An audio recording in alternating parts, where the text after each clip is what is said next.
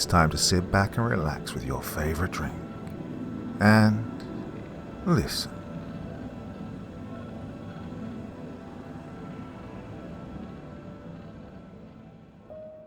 A Chicago police detective is hired to investigate the true identity of biblical entities known as angels and unravels an ancient mystery that may destroy his world. Investigating the Messengers. Part 1. Chicago, Illinois. My name is Darren Kolczyk, and as I'm recording this, it's 2 a.m. in downtown Chicago. I work as an investigator at the Chicago Police Department's 16th District at Jefferson Park. Yep, I know what you're thinking. Chicago. Some folks call it the murder capital of the Midwest, if not the entire United States, and with good reason. And I'm not going to deny it. The 16th District does get our fair share of violence and homicides, but it's not nearly as bad as the 4th District in the South Side. Anyway, I should be home now, and Becky's been blowing up my phone asking me where I'm at and when I'll be done. She stopped calling about an hour ago. Yep, I should be home, but instead I'm sitting here in my darkened office, staring out of my window that overlooks Milwaukee Avenue, where every third streetlight seems to have burned out. It's a cloudless night and the stars are shining. And despite the light pollution from the city and every other type of pollution which tends to block the stars out and erase them from everyone's memory, the stars are shining particularly bright tonight. It's as if the entire universe is mocking me. So I sit here in my little office, which is barely larger than a cubicle, doors locked, blinds closed, and feet resting on my desk. My bottle of expensive Kentucky bourbon is unopened. I can't bring myself to even touch the stuff after what I've uncovered. I keep staring out of the window into space, past the full moon, and waiting. Waiting for what? I don't know. Maybe something that up until earlier tonight I thought never existed. I used every weapon of logic in my arsenal to kill him, but everything that I used only strengthened him. He's coming. I know it now, and nothing can stop it. And strangely, I'm okay with that. I'm rambling, I know. Maybe when I listen to this again, I'll edit out the first part. Anyway, my family immigrated to New York from Ireland back in the early 1930s, and yes, fitting the racial stereotype that carries on to this day, my Irish family has always served as cops. My father was a cop, just like my grandfather before him, and great-grandfather before him. Right after high school, I joined the army and served as a military police officer for about 6 years. After the army, my GI Bill paid for college, where, naturally, I majored in law and criminal justice. I also served in the National Guard, so my state's tuition assistance for college pretty much paid for my car and my apartment. Growing up, my father's side of the family was devoutly Catholic, obviously. My mum, not so much. But she raised me and my 2 older brothers and younger sister to believe in whatever religion we wanted to, or none at all, much to the chagrin of my father's side of the family. She wasn't as conservative as the rest of my family would have liked, and my dad's side of the family considered her somewhat of a black sheep, and I think that's why Dad loved her so much. My mom was about 10 years younger than my dad, and she wasn't as strict as my father was when it came to religion and worshipping a higher power. My 2 older brothers really took after my father. Now, don't get me wrong, I love my father, but I think that I got along better with my mother, who wasn't as pretentious as my father's side of the family, whom I've always looked at as being hypocritical and holier-than-thou heart in their attitudes and beliefs. Then, when I was 13, my father was killed by a bunch of low-life thugs in a botched bank robbery attempt. My father was the first patrolman on the scene, and had barely put his cruiser in park when one of the gunmen shot him through the windshield with a high-powered rifle. Well, there was a quick blurb about it on the 11 o'clock news, but because my dad, a military veteran who'd served 18 years on the police force, was of a certain ethnic background of people who were often accused of systemic racism, and the gunman who killed him was of a certain ethnic background that was lauded for perpetual victimhood, the story was quickly swept under the rug and forgotten about, almost as quickly as it aired. And that was it. No final goodbyes, no more hearing my father say, "I love you," before he went on patrol. No more having a father to encourage us and guide us as we grew up. Nothing except a slew of condolence letters from people who were saddened at my father's death, and an almost equal number of letters from people who wrote, "Pigs in a blanket, fry them like bacon." After that, I didn't have much use for mythical spirits living in the clouds, or some all-knowing, all-loving being who cared about everything. In fact, my older brother, who just entered service in the army, seemed to have walked away from the church, while my other brother, who was graduating high school and was headed for the Navy, was also poised to turn away from his religious beliefs. Mom sort of went into a depression for a while, as she genuinely and truly loved Dad and pined for him every day. After a few years, it took me and my younger sister to talk her into going out and perhaps dating again.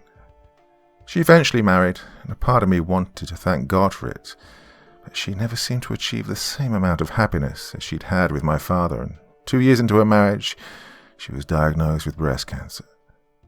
She passed away 6 months later, filling me with the bitter thought that if there was a God, he was certainly laughing his ass off at us. My belief that there was no loving God was reinforced during the coming years. While serving on active duty in the army and later with the National Guard, I was deployed to fight in Iraq and Afghanistan. Now I've seen firsthand man's cruelty towards man, and if there was an all-knowing and all-powerful God, he wasn't anywhere around there. In fact, the whole reason we were involved in that God-forsaken region of the world was because some religious fanatics were busy killing other religious fanatics, leaving innocent children to be the collateral damage in the middle of all the bombings and the shootings and the violence. So, yeah, I blame God for the whole 9/11 tragedy. I mean, where was God in all of this? I don't know. Fishing, I guess. I had buddies who prayed every day for God to keep them safe, and they still got blown away. In fact, on my very first deployment to Iraq, the battalion's first casualty was the chaplain's assistant, who got both his legs blown off when an RPG hit the Humvee he was driving in.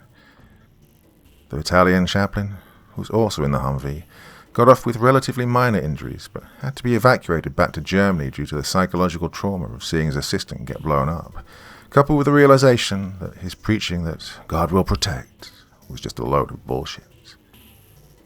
I didn't have any use for God, and I still came home from 2 tours of Iraq and 1 to Afghanistan with not even a scratch. Anyway, fast forward a few years.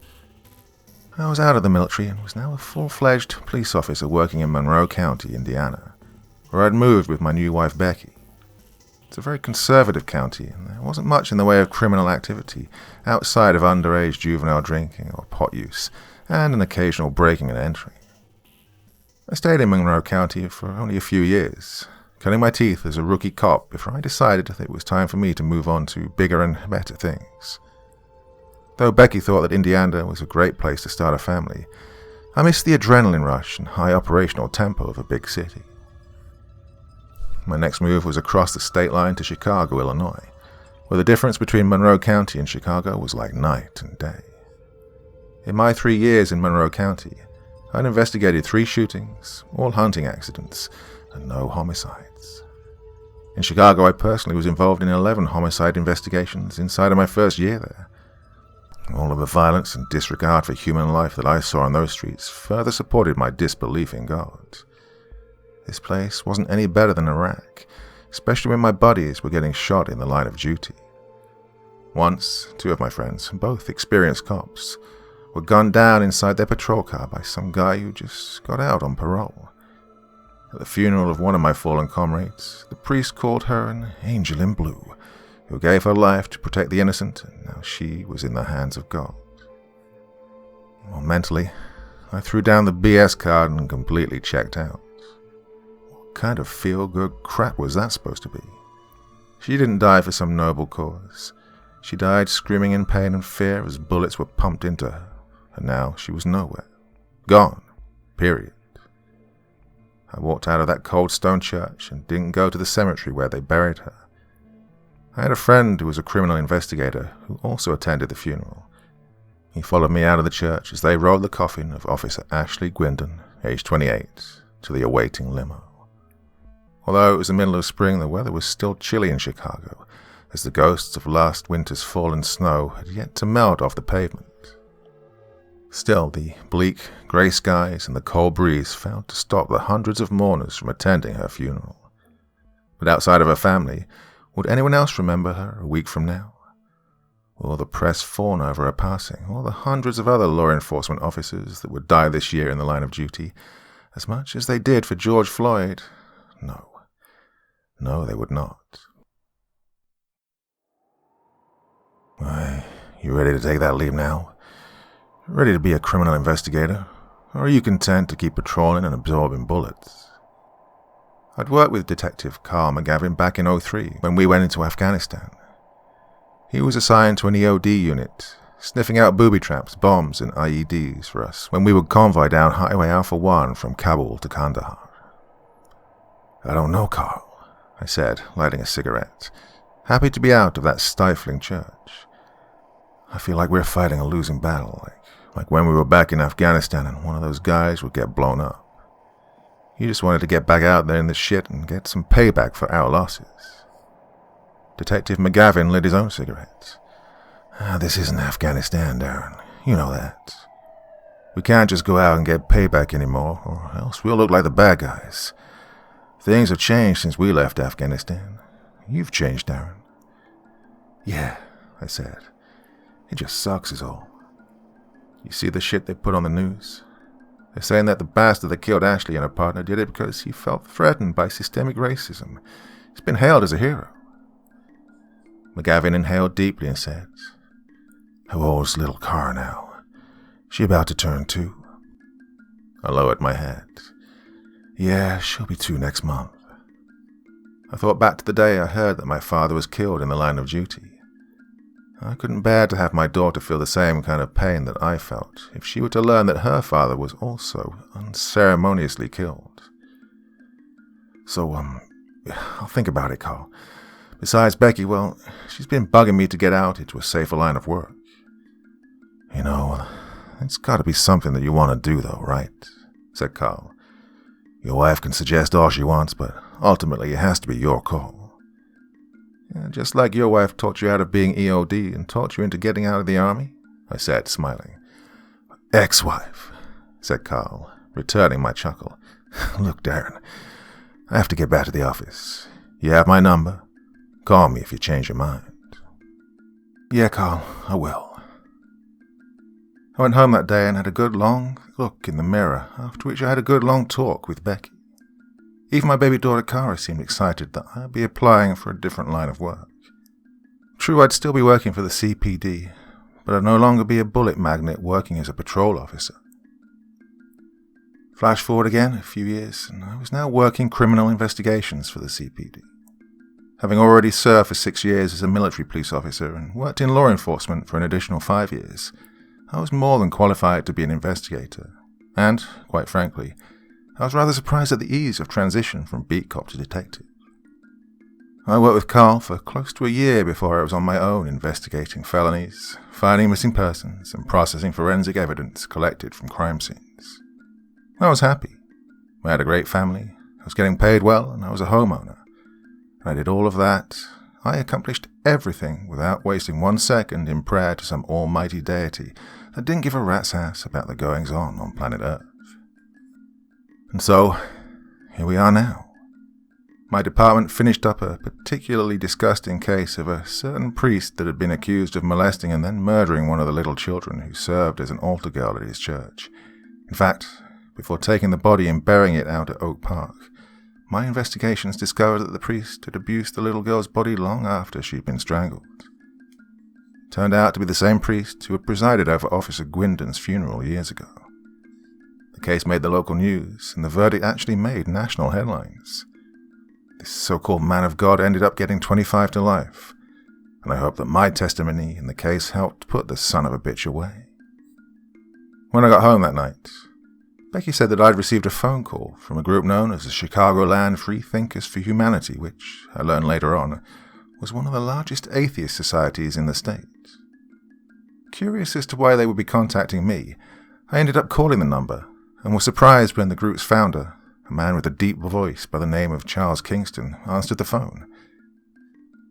Originally, he said his name was Matthew Kingston, but he changed his name to Charles after Charles Darwin when he became an adult, as he didn't like the fact that his mother had named him after one of the 12 apostles of Jesus.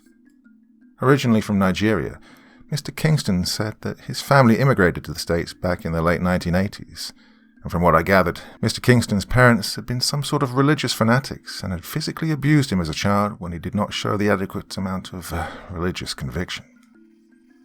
We chatted briefly over the phone about the case against the priest, which we had just closed, before Kingston began talking about my career as an investigator.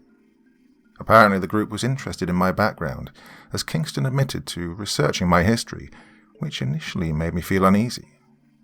Though I honestly hadn't noticed it before, Mr. Kingston noted that my name appeared prominently in cases investigating crimes involving the church and members of the clergy. After I acknowledged that I probably did do an inordinate amount of investigations of that nature, Kingston finally got to the point of why he'd called. Kingston earned a living as one of the head writers of a very popular cable television show called Mysterious Ancestors, a show that claims that the existence of mankind was a direct result of extraterrestrial aliens. This was not a new theory, though the idea took off like the proverbial rocket after the book Chariots of the Gods by Erich von Däniken was published in 1968. Believers of this theory claim that the writers of the Bible had mistaken these aliens from space to be angels of God. I'd seen the show before and was a big fan. It was a guilty pleasure of mine to watch the show after a long day at work when I needed to unwind.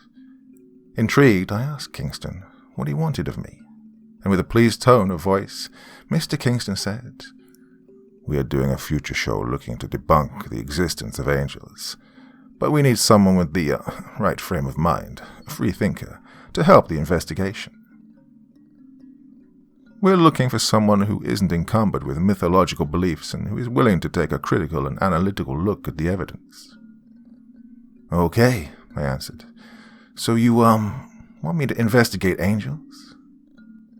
"Yes," said Kingston.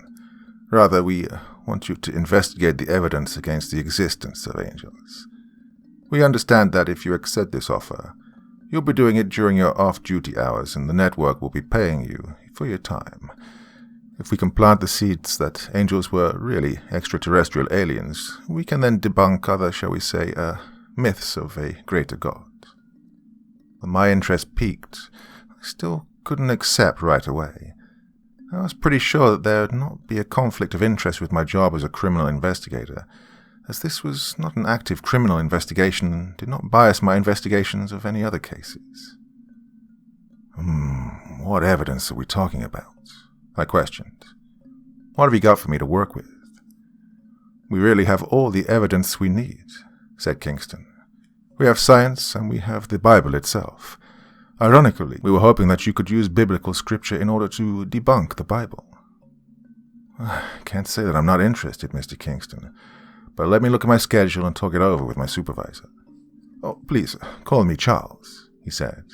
"And of course, I understand that you can't give us an answer just yet. I just wanted to put the opportunity out there for you. We've been picked up for at least another 2 seasons, so take your time." "Well, okay, Charles," I answered. "Give me a couple of days and I'll get back to you. Can I call you at this number?" "Can't wait to hear back from you," he answered. Mr. Kingston didn't have to wait long for me to call him back. 2 days after my initial phone call with him, we reached an agreement that my investigation would last for a period of only 4 weeks, and that my pay at the conclusion of my work will be $8,000, $3,000 being paid at the end of the 2nd week and the rest at the end of the 4th. I was somewhat surprised at the extravagant amount that the group was willing to pay for what amounted to be a part-time job which I'd be doing after work. I decided not to tell Becky that I'd be staying at the office late in order to do my extracurricular investigation into the true identity of angels. With a feisty and attention-starved 6-year-old daughter at home, I'd never be able to complete this project. Plus, Becky had been getting on my case the last few days about my drinking, and I really wasn't in any hurry to come home and face that every night. Like myself, Becky's family was originally from Ireland, and yes, the stereotype of red-headed Irish girls being short-tempered are very true, at least in Becky's case. Why she ever agreed to marry me, I have no idea, as she was Catholic while I leaned more towards being rational. Becky's been taking online college courses to complete her training as a paralegal, and that, coupled with also being a stay-at-home mum, has been taking its toll on her.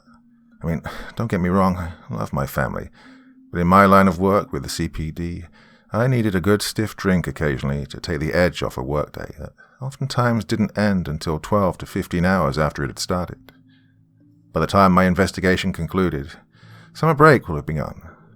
I had some vacation time saved up, so I figured I'd use the money to take Becky and Kara to Disneyland for a few days, then drop Kara off at Becky's parents' place in San Diego, while me and Becky headed to Cancun for some time to ourselves.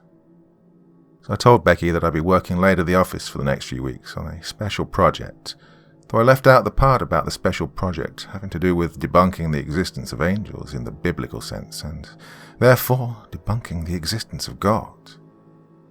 Although Becky told me that I was free to do what I had to do, I could clearly tell that she wasn't particularly happy about it. Still, I wanted to dive into this as quickly as possible.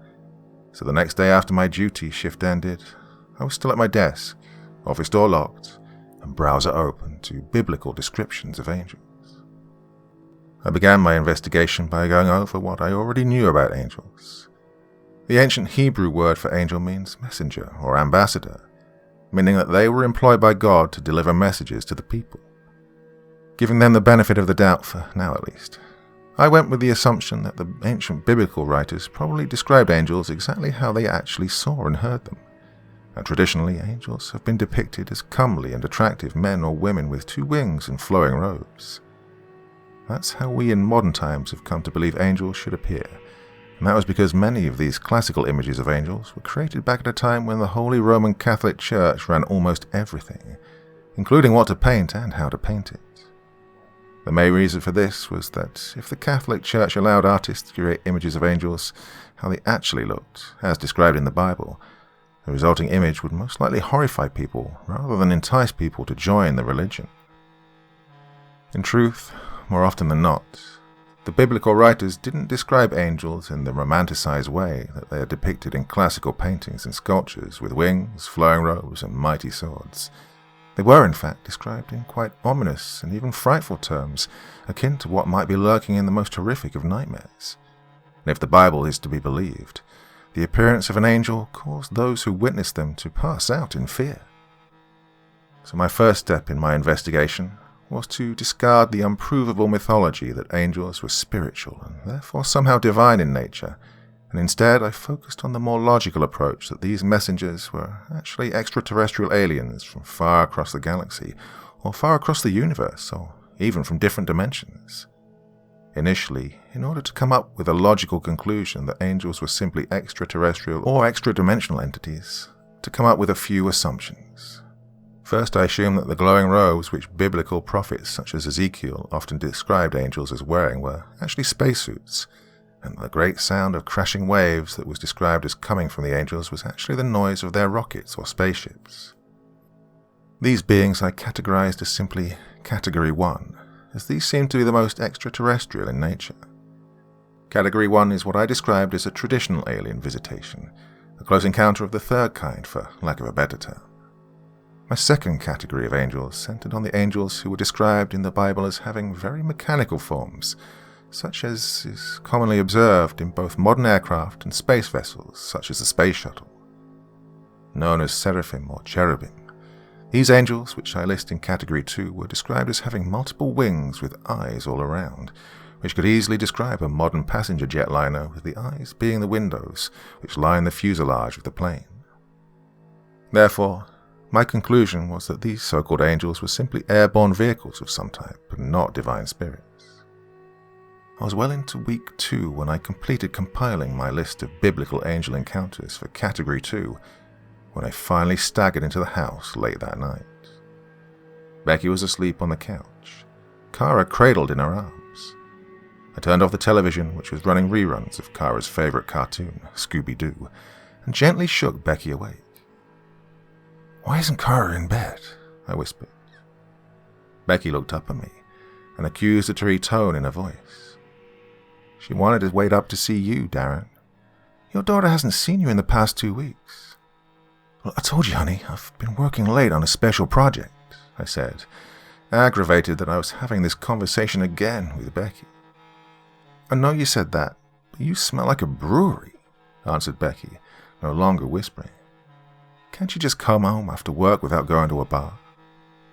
Honey, I said, I've been working longer hours than usual. I wanted to throw it in her face that I was the one doing long hours while she stayed at home with the kid, but fortunately I wasn't drunk enough to go down that rabbit hole. And I said it'd only be for the next few weeks. Darren, said Becky, you've been drinking more ever since we moved to Chicago, and it's only getting worse. Damn it, Becky, I snapped. Daddy, yawned Kara. You're home. Hi, Daddy. My daughter climbed down from her mother's lap and walked sleepily towards me, arms raised. Oh, I missed you, Daddy. I missed you too, baby girl. I picked up my daughter and hugged her, trying to ignore Becky's disappointed gaze. Oof, Daddy, your breath smells funny. Oh, baby, yeah, that was from Daddy's, I struggled for an answer. That was from Daddy's special late-night dinner, honey, said Becky, as she walked past us towards the stairs leading to our bedroom. Daddy, can I sleep with you and Mummy tonight? Asked Kara, yawning again as she tried to produce a sleepy smile. Of course, my daughter, I said, relieved because then I wouldn't have to put up with Becky's nagging me about having a few drinks to wind down after work. Do you want Daddy to carry you upstairs? That's okay, said Kara, climbing down from my arms. You always walk funny after your special late-night dinners, Daddy. Part 2. I stood at the end of a narrow strip of land which jutted from the island and a quarter-mile into the crystal blue waters of the Aegean Sea. At the very end of this strip of land stood a large white boulder upon which I was perched. The sky was a bright and cloudless blue, and the warm breeze which blew across my face was comforting and pleasant. I stared back at the island with a growing sense of anticipation, although I didn't know why. The island itself was arid and hilly, covered in green scrub brush, fruit-bearing trees and boulders. The scene before me was peaceful and idyllic, yet I felt the anticipation and excitement building up inside of me, but why? I didn't know. All of a sudden the seagulls, which had been roosting at the base of the boulder upon which I stood, took wing and flew off in squeaks and caws of panic, filling the sky with a flutter of wings as the sky seemed to tremble and shake. I looked up into the sky and was filled with amazement and dread as I saw a bright silver craft descending from the heavens, bringing with it a steadily growing rumble like an approaching locomotive. I lost my balance and fell upon the boulder, afraid that it might crack and split apart, so violent was the ground and seas quaking as the giant bullet-shaped craft came to rest where the island and the narrow spit of land met. Through the howling winds, which sounded like angry waves crashing to the shore, I managed to look up at the shiny metallic-looking craft as it neared the earth and gasped at the size of the thing. It was about 5 times the size of a passenger airliner. What I assumed to be the top of the craft, flames shot forth, thrusting it towards the ground. 2 wing-like attachments emerged from the fuselage of the craft, covering the top and extinguishing the flames as 2 similar wing-like attachments opened at the feet of the craft, which again belched forth flames which slowed the descent of the ship. 2 larger delta-shaped wings, which the craft used to fly, retracted into the fuselage as it slowly neared the ground. Soon I was engulfed in a cloud of smoke and dust, and I curled into the fetal position, afraid that the heat would burn me alive. But I wasn't burned, nor was I even harmed, though I was thoroughly shaken. As the dust and smoke slowly settled, I rose to my feet, thinking back to the categories which I'd used to classify the biblical writers' encounters with the extraterrestrial beings they'd mistaken for angels, and determined that this would have been a Category 2 encounter. However, to my complete shock, after the smoke had settled and I could see again, there, hovering before me, halfway between where I stood and the alien craft, was a giant, humanoid form, standing nearly 50 feet tall. It wore a silvery-coloured spacesuit which shimmered with an incandescent glow, much like the spaceship behind it, and the golden dome which covered its head reflected the sun, making it appear that its head was ablaze with a bronze-coloured fire. My strength gave out of my legs, and I fell back down on the boulder again in abject terror as the being slowly hovered closer until it towered over me. Do not fear me, Darren Kolczyk, for I am only a messenger. The being's voice pounded in my head like a bass drum, flooding me like the rush of ocean waves crashing violently on the rocks. "Do you know where you are standing?" I shook my head, unable to speak. "You are standing upon the island of Patmos, Darren Kolczyk, a holy place known to the one whom I serve." The being seemed to kneel down to get a better look at me, and I shrank back, still unable to rise to my feet. "You are putting the pieces of a puzzle together, but you shall not complete it because you are missing the most important piece. But fear not, for you hold that missing piece in your hand. What are you missing, Darren Kolczyk? You have all the pieces to your puzzle. What are you missing?" Suddenly I felt incredibly sleepy and felt my head hit the hard stone as I slept, though I awoke moments later, just in time to witness the silver spacecraft ascending into the sky. The two trails it left behind looking like two smoking legs, the right one standing on the sea and the left one standing on the earth, as it propelled the glowing craft into space.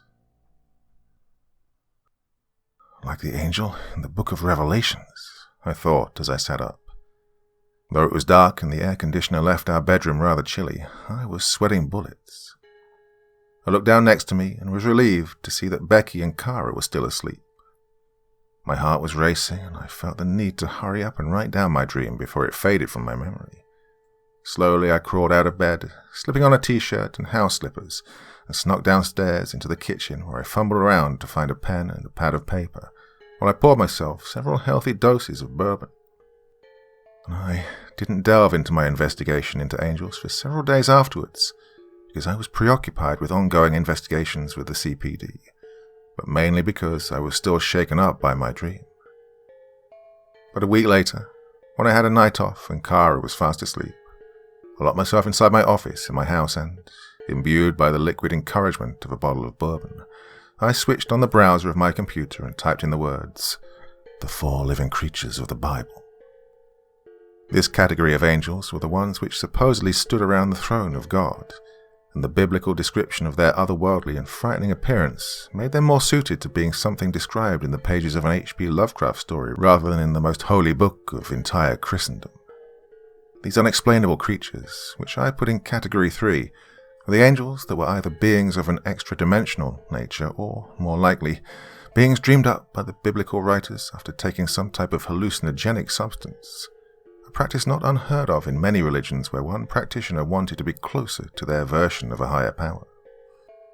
Admittedly, by the beginning of the 4th week, I really didn't do too much delving into the identity of the 4th category of angels because, in reality, there was no need to. Category 4 of my classifications of angels were the most numerous. These were the angels who appeared to be handsome human males, such as the named angels Michael and Gabriel, or the unnamed angels who helped Lot's family out of Sodom and Gomorrah. The Bible even mentions the man named Jacob wrestling with an angel. The logical and most obvious conclusion is that these angels who appeared to be handsome human males were, in reality, handsome human males. I got home earlier than usual that night, and Kara jumped into my arms when I stumbled through the door. Because I got off a few hours before I normally did, I'd had a little more time to unwind at a bar frequented by cops, firefighters, and EMTs in order to blow off some steam with a few of the folks that I work with before finally coming home. "Daddy, your breath smells funny again, Daddy," giggled Kara, who was still wearing her green shirt and tan skirt that was the school uniform of the Catholic school Becky and I had enrolled her in. "Have you been drinking, Daddy?" "No," I said sharply, lying. "Who told you to say that, Daddy, honey?" I said, glaring at Becky. Kara saw me staring at her mother, and she clasped my face in her hands, forcing me to look at her chubby little face. "I told you, Daddy. Are you drunk?" "Go to your room, Kara," I snapped, putting Kara back down on the floor. "But Daddy..." Tears welled up in my daughter's eyes. "Mommy didn't tell me to say anything." "Go to your room, Kara," I said again. "But Daddy, don't be mad, Daddy," cried Kara as she ran upstairs to her room. "I won't say it ever again, Daddy." Becky was staring daggers at me. "How dare you do that to her, Darren? She looks forward to you coming home every day, And you have the nerve to stagger in here drunk as usual and make her cry? How dare you put words in my little girl's mouth, Becky? I yelled in return. I didn't, you asshole, returned Becky, not backing down. Our little girl is as observant as she is smart. She sees what's going on. I didn't give her that message to give you. She came to that conclusion on her own. And Becky stormed past me and ran upstairs, yelling, Cara, honey, Daddy didn't mean it, honey. Daddy's just tired. I wanted to turn and follow her upstairs, but I knew that it would only make things worse. I was drunk, and I knew it. Worse, my daughter knew it too. Becky had made some tender pot roast and garlic potatoes, and had them stewing on the oven for me. I made myself a plate and slumped down on the couch, staring at the television for a couple of hours, but not remembering what I was watching. Becky and Cara were both fast asleep by the time I decided to head up to bed. I peeked into Cara's room and watched my daughter as she slept. She was wrapped up in her favorite pink comforter, arms clinging tightly around her giant teddy bear named Toby. I wanted to wake her up to tell her I was sorry for being angry at her earlier. Instead, I resolved to make it up to her with that surprise trip to Disneyland that I'd planned once this investigation was over. I stood in the middle of a rolling and terrifying maelstrom. Beneath me there was no ground, and I immediately felt ill from the vertigo of not having a solid place to stand while the universe seemed to be going mad around me. I had no clue as to what was up or what was down as thick clouds heaved and churned like a whirlpool. A stormy wind blew down from the north, and a great gleaming cloud of fire appeared, casting everything around it in amber for as far as I could see. In the middle of this cloud, which for some reason I knew dwarfed the size of our own Milky Way galaxy, was fire, and from the fire emerged a creature of pure Lovecraftian horror. It appeared to be 4 living creatures, humanoid in appearance, but each had a different-looking face. One of a human being, one of a lion, one of an ox, and one of an eagle. Their legs were straight, and they ended at what looked to resemble a calf's foot, and they shone like highly polished bronze. Each living creature had enormous wings which spread out above them, and each wing touched the other. The creature radiated unimaginable power and was bathed in lightning, unlike the cloud from which it emerged. I could somehow reason that this thing was far, far larger than our entire galaxy, perhaps several 100,000 galaxies combined. I wanted to faint away in sheer terror before my mind succumbed to madness, but something kept me conscious, strengthening me even, so that I could stand in this thing's presence, if only just barely. I shuddered with dread when I realized that it was the creature that was sustaining me. Do not be afraid, Darren Kolczyk, for I am a messenger from the one that I serve. The voice which boomed in my head was overflowing with both power and compassion.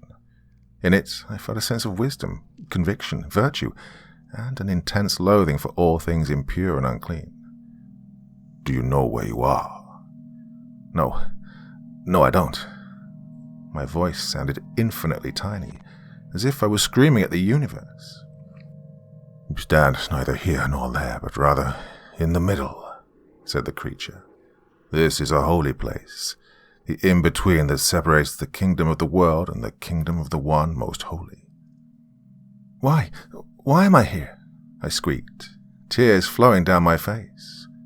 I could barely keep myself together, and I felt as if I would fade away at any second as I stood in the presence of this powerful, ancient, celestial monstrosity which exuded both justice and wisdom. You are putting the pieces of a puzzle together, but you shall not complete it because you are missing the most important piece. But fear not, for you hold that missing piece in your hands. What are you missing, Darren Kolczyk? You have all the pieces to your puzzle. What are you missing? God, its message is the same as the other one, I thought. All of a sudden, the entire universe began to rumble and quake, and my body shook back and forth as the ancient living creature began to fade away, the gateway between heaven and earth vanishing with it. Darren, honey, wake up. I inhaled deeply as my eyes flew open. Sitting up suddenly from my bed, I stared with wide eyes at Becky, who yelped with surprise. Darren, honey, you were having a bad dream. Look at you. You're all sweating. You okay? You kept saying, don't go, in your sleep. Yeah, no, I don't know, I stammered. But I do know that I love you. I'm sorry for earlier. I was wrong. I wrapped my arms around Becky and kissed her passionately on the lips. She pulled back, staring at me with eyes wide with curiosity and surprise. What are you talking about, Darren? Becky said. Are you still... She stopped herself before she could say the word drunk. I know that you didn't put Kara up to accusing me of being drunk, I said as I got out of bed and began to throw on some clothes. I get it now. The messengers were different, but the message was the same. Honey, I still don't know what's going on, she said. Where are you going? I need to run to the office for a second. There's a file that I need to look at one more time. But honey, it's almost 11 o'clock at night. I know, baby, I said as I opened the door to our bedroom. I'll be back as soon as I can. Darren, what are you possibly going to do at the office at 11 o'clock at night? I looked back at my beautiful wife, still sitting half naked on the bed and wearing only her unbuttoned nightshirt. Locks of her silky red hair fell in front of her face as she stared at me with emerald eyes, looking as if I'd gone completely insane. Maybe I had, but I needed to check out this one last thing before I closed out my investigation. I'm putting the last piece of the puzzle in place, honey. I'll be back soon, I said before I closed the door. It was drizzling as I drove to the precinct, the streetlights reflecting off the wet pavement, seeming to bathe the city in a warm bronze glow. My mind was racing about as fast as I was driving my truck, and I'm sure that I ran a few stoplights before they turned green. Becky didn't put Kara up to accusing me that I was drunk. My daughter told me that message separate of her mother. Different messengers, same message. As usual, the precinct was just as busy at night as it was during the day as cops processed the endless piles of paperwork needed to prosecute the thugs, gangbangers, hookers, dealers, and every other fine citizen of Chicago that always seemed to want to act like fools when the weekend came. Hey, Darren, working late again? Said the desk officer as I rushed past her desk. You've been burning the candle at both ends a lot these past few weeks. Just trying to earn a little vacation money, Sharon, I said as I turned the corner to the hallway which led to my office. Hopefully tonight will be my last night. I couldn't get to my office fast enough. Closing and locking the door behind me, I ran my computer and opened up the file which I created for this investigation. Opening up the file folders that listed every recorded biblical encounter with angels, and after reviewing every single event, my conclusion was still the most logical that any reasonable person could come up with, namely that angels were living extraterrestrial or extra-dimensional beings. They were a separate and distinct species of living beings, as different as the moth was to a blue whale. Of that there could be no doubt. But I noticed that I was missing one piece of the investigation, the one puzzle piece which brought the entire picture into focus. I went back again to my files, but instead of concentrating on the different species of the living entities which the Bible referred to as angels or messengers, I instead focused on the message that they brought. What I found out left me speechless, staring with both doubt and awe at the results which I just typed onto my computer screen. So, okay. Let's assume all this is true. Let's say that, yes, angels are simply alien visitors or alien spacecraft from the far-flung reaches of the cosmos that have come to Earth and which the biblical writers mistook to be divine servants sent from their gods. If we accept that as being true, as was the original intent of my investigation, then the undeniable fact remains clear. In all of their different alien forms, and in all of their different alien modes of transportation, and in all of the different alien galaxies and dimensions that they come from, their messages were always the same. Do not worship us. Instead, worship the one true living God. Worship the God of your fathers, whom we also serve. These aliens, or angels, or messengers, or whatever we choose to call them, were not evidence that God did not exist. In fact, they proved quite the opposite. Throughout the living history of mankind, alien creatures from one end of the universe to another visited Earth and instructed its people to worship the one God who had dominion over the entire universe which he had created. They were saying that there was one true God. I sat back in stunned disbelief over what I'd just discovered. In trying to use logic and science to disprove the existence of God, I'd done the exact opposite. My investigation had been flawed from the very beginning. Instead of investigating the messengers, I should have been investigating the message. To acknowledge that angels were actually alien messengers from our distant past, but then ignore the message which they brought to mankind, would only prove that it was we non-believers who were the ones who were close-minded and unwilling to accept science. Suddenly feeling the need for a stiff drink, I left for my usual watering hole, a small neighbourhood Irish tavern called the Lucky Lass. It was a small place built into the corner of a block of boarded-up storefronts and apartment flats, where I could go and be incognito. I decided to walk the 4 blocks to the Lucky Lass to clear my head. By the time I got there, it was steadily drizzling. I could only describe the man in the white suit that came up and sat next to me at the bar as being beautiful. His skin was of a dark complexion, almost bronze in appearance, and he was tall and sturdily built.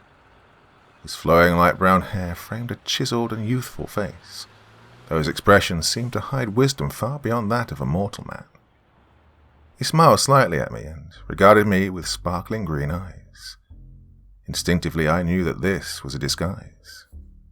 "Mr. Darren Kolczyk," the tall man in the white suit said in a voice that was as commanding as it was gentle. "Did your investigation turn out as you'd expected?" I gulped, staring in awe at something that wasn't supposed to exist, yet at the same time feeling at peace, as if I hadn't a care in the world. Fighting the urge not to faint, I muttered, No, my investigation did not reveal the results which I had expected, sir." "Sir?" The man smiled. "I am no sir. Darren Kolczyk, I'm simply a messenger. You may call me Gabriel." "Gabriel?" I whispered, stunned. "As in, the Gabriel?" He nodded, the kind smile never leaving his face. "It's rather hard, isn't it, putting that last piece of the puzzle in place? So many people such as yourself hold that piece of the puzzle in their hands their whole life, yet refuse to put it in place.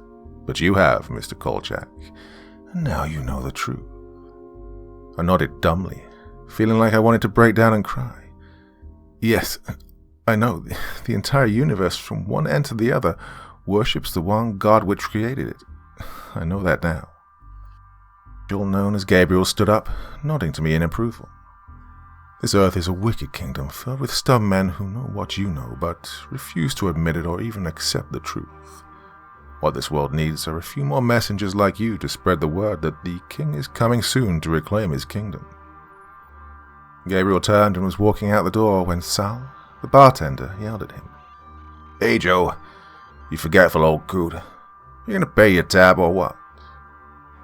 I turned to see old man Bryden slowly limping out of the door. He was a disabled war veteran who walked with a cane, whom I have known to be a patron of this bar for years. The wrinkled, hunched-over old man, wearing a worn brown jacket, put his faded fedora on his balding head and waved his hand over his head as he left the bar. "I'll pay you back tomorrow with, with the thing. The thing." "You believe that, Darren, my boy?" said Sal. "That old Joe Bryden must think he's a prince or something." He might well be," I stuttered as my mind suddenly returned to a passage in Hebrews, the one about unknowingly entertaining angels without realizing it. "Well, if he's a prince, his kingdom sure isn't on this earth," Sal chuckled. "What were you and that old guy talking about anyway? You two were whispering like you were discussing UFO conspiracy theories." "We were, talking about angels," I muttered. "Huh!" exclaimed Sal. "You, mister, there's no God. You okay, Darren? You hardly even touched your drink." I looked at my tumbler of bourbon and pushed it away, suddenly losing the urge to drink. Instead, I pulled out my phone to check for affordable vacation packages to Disneyland and Cancun that I could afford, seeing as how I probably wouldn't be getting paid for my extracurricular investigation. After I'd booked the tickets, and with a deep sigh, I called Mr. Kingston on his cell phone. "Hello," came Mr. Kingston's distinctive deep voice, groggy with sleep. Yeah, hello, Mr. Kingston. This is Darren Kolczyk. Sorry to call you so late. Hey, said Charles, coming instantly awake. Haven't heard from you in a while, buddy. Thanks again for your help in this investigation. What did you discover?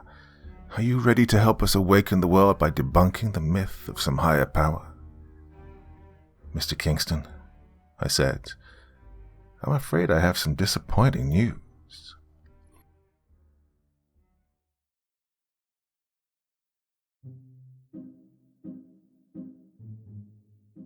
Well, I don't know about you, but that did not go where I thought it was going to go at all. Bit of surprise, wasn't it? Well, that was a wonderful story by Taxi Dancer, who is best known on this channel for some of the absolute best that I've ever read, US military special ops kind of stories. I'm sure you're familiar with all of the things that he's done before here. So that was a bit of a departure, and I'm very, very happy to have read that one. Really enjoyed it. What about you? What do you think? Thoughts, feelings, anything you want to say in the comment section below the video. And as ever, I will do my best to join the conversation. Well, that's it for this evening, but back again very, very soon. Till the next time, sweet dreams and bye-bye.